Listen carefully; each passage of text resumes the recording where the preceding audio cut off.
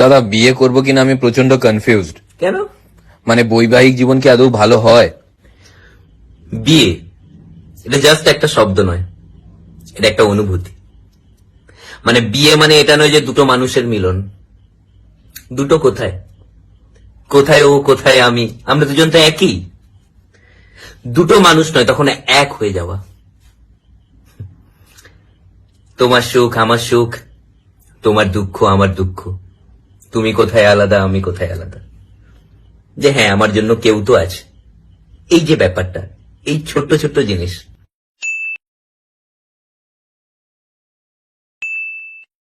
তাহলে কি বিয়ে করে নেব?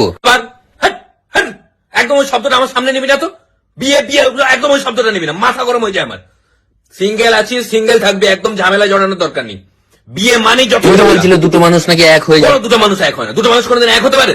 বোকার মতো কথা বলছি, দুটো মানুষ আলাদা, এক হয়ে মানে তাহলে কি বিয়ে আবার শব্দ নিয়ে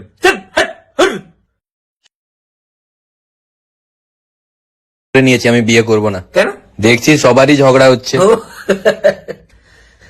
ঝগড়া এই শব্দটা, এটা কি একটা নেগেটিভ শব্দ? আমাদের বোঝানো হয়েছে নেগেটিভ ভাবে।